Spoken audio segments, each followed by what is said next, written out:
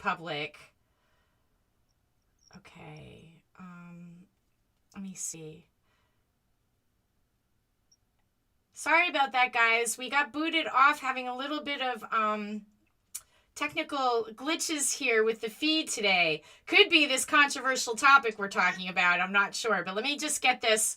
Sorry, guys. As we get this up, and we were talking about Carnegie. I'm not public yet, so I was like, I don't think I have anybody on there in this moment. I forgot to put my thing back up. Okay, so so sorry, we got cut off. We were just in the middle of something, so bear with me as I make this a public post again and share it back to a couple of the groups that it was in. So we're talking about the Carnegies. And how this isn't exclusively a Lamont thing. So let's take it back from there, and we'll build up the audience again. So we were getting into it about Annie Lamont and the fact that she's got a portfolio, a $1.9 billion portfolio, and we're following the money. So let's get right back into it. So go back to your thought there. Sorry about that. Victoria, I apologize so much. Here you go. So let's get back into that. Please. So, right. So this, as I was saying, this isn't a Lamont problem. This goes back to, and I'll just give this one example. Andrew Carnegie, everybody know who he is, or most people know who he is. He came to America in the 1830s, I believe it was, from Scotland. He was Scottish born. Now, he comes here. His parents were phenomenally wealthy in Scotland. They owned the most successful, the loom, what do you call it? They make clothes, a textile loom, a textile loom. And so they come to America without Andrew, and they start this lie. This is the birth of the rags to riches lie. As the story goes, okay, Andrew Carnegie comes here and moves in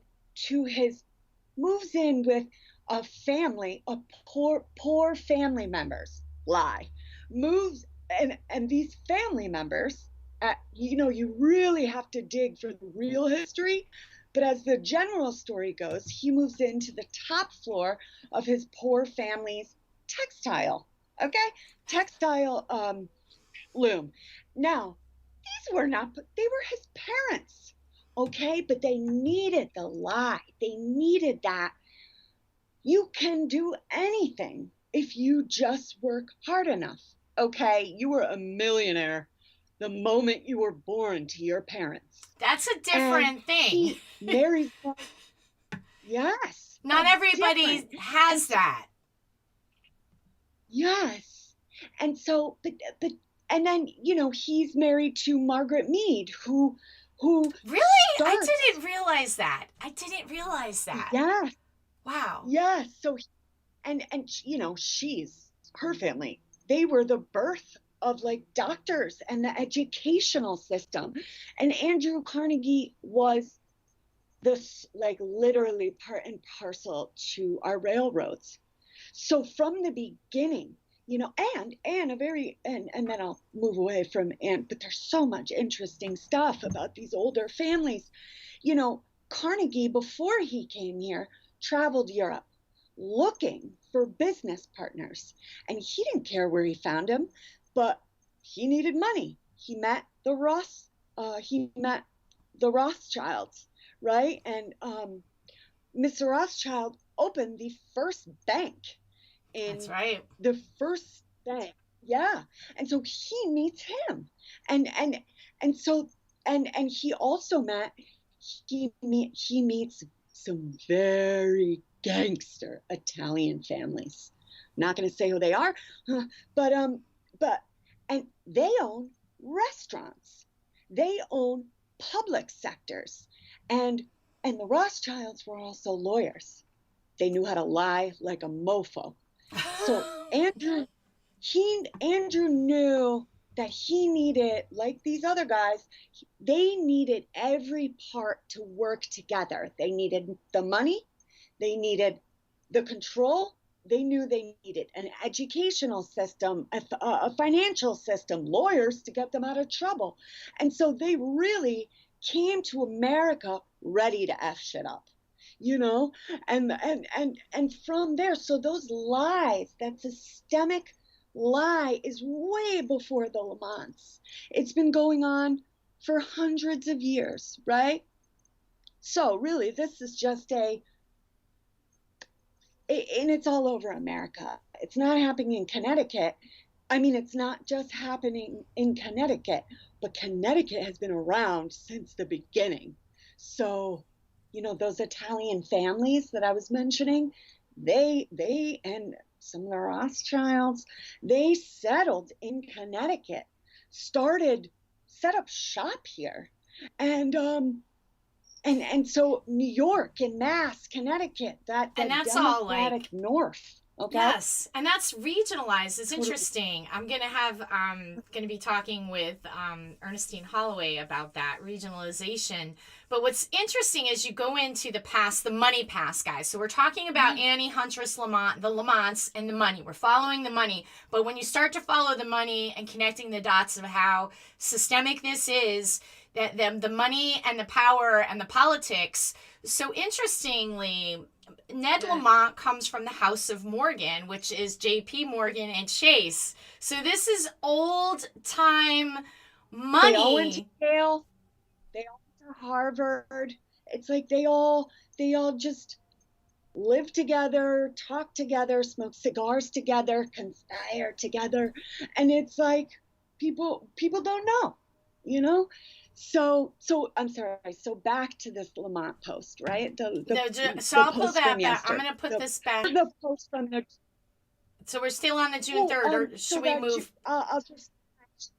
Okay, go ahead. I'll just finish explaining the June 3rd one, but you can go to the one from yesterday. I can just close speaking. And the other thing about a philanthropic organization or a foundation, that's never what they are in Connecticut. You enter a new tax bracket, and you enter you're part of a different pool. You can get whatever financial funds you want. You have access to state, federal, community, any funds. So that's really the reason. That's the only reason these foundations get set up, not to help the poor, to steal from it. Yeah, to steal from the poor. It's such a racket of a system. As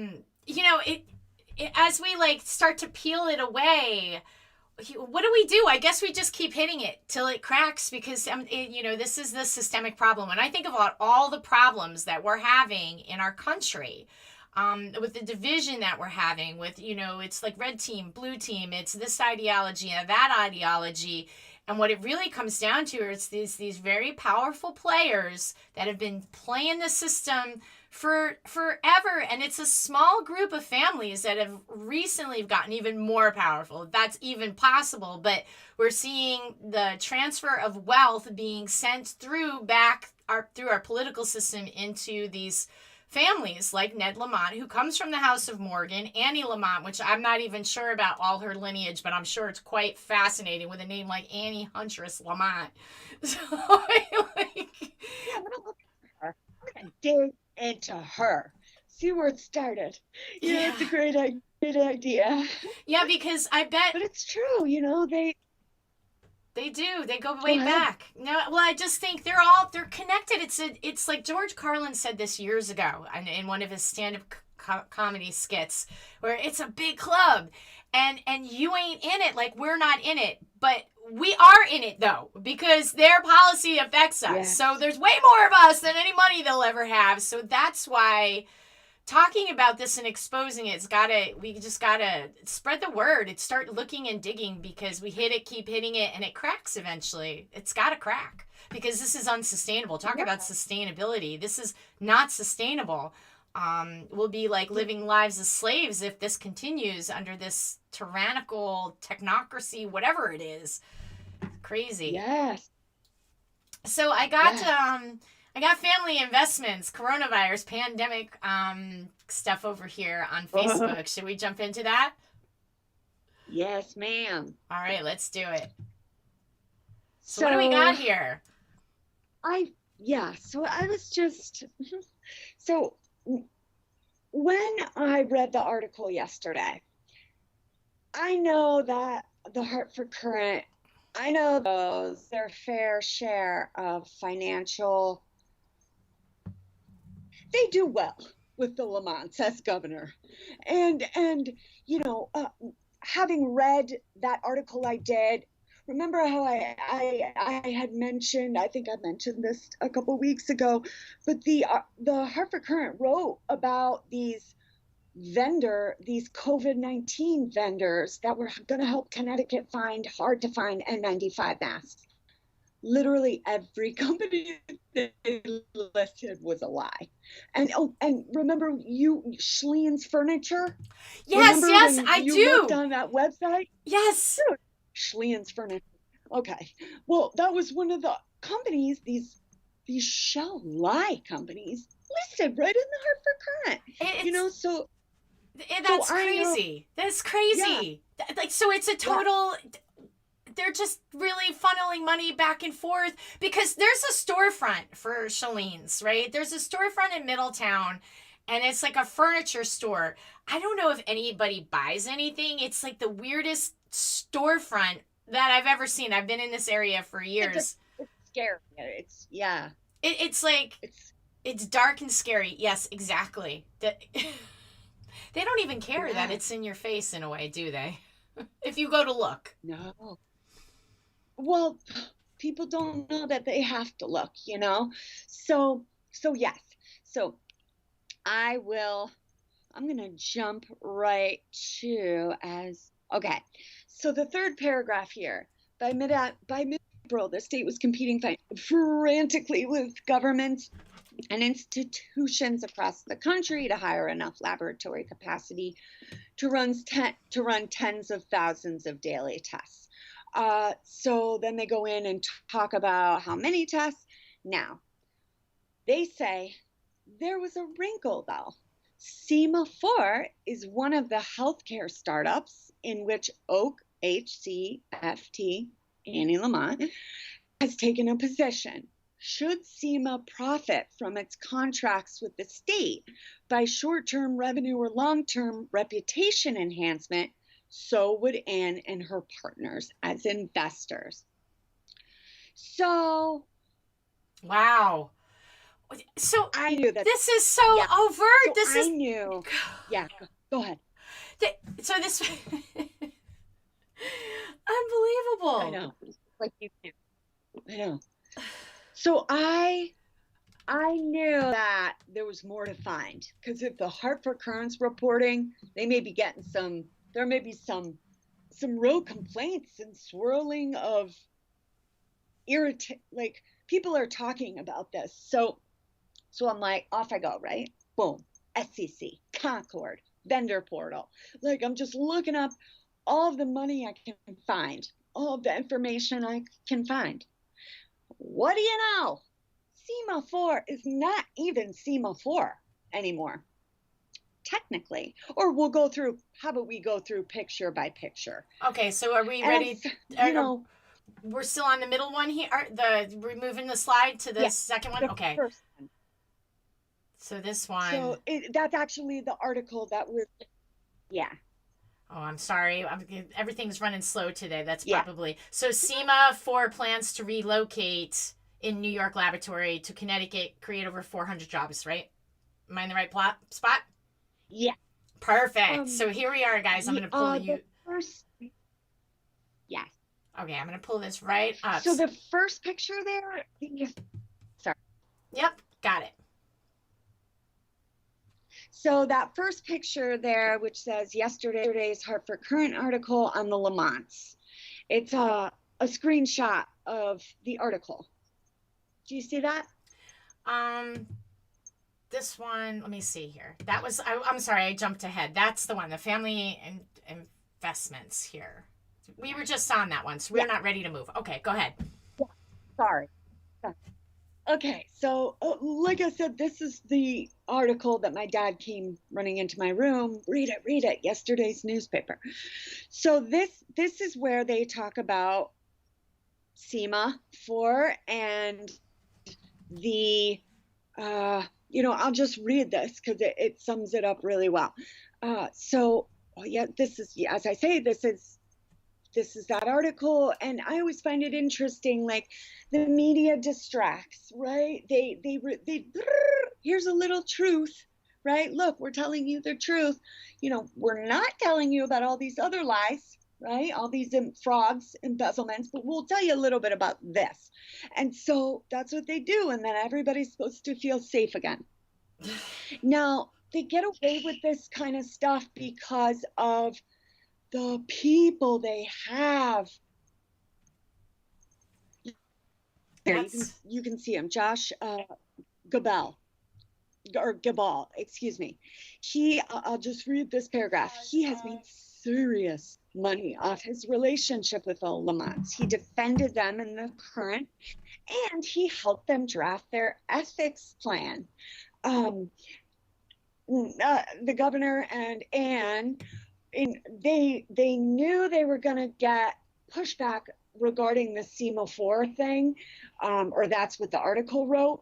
And so they created an ethics plan so that they would make sure that nobody was taken advantage of, and they promised to donate whatever, and this is right in the article, they promised to donate whatever financial gains they made from SEMA 4 to philanthropic organizations. No, so they promised to donate to philanthropic organizations. So guys, when you hear it's philanthropy, it's playing a game of money. Go ahead. I'm sorry. I just, some of this stuff sometimes blows me away. It's the opposite. And so he helped them draft their ethics plan. Come to find out, and I'm going to post on this guy later in the week. In February,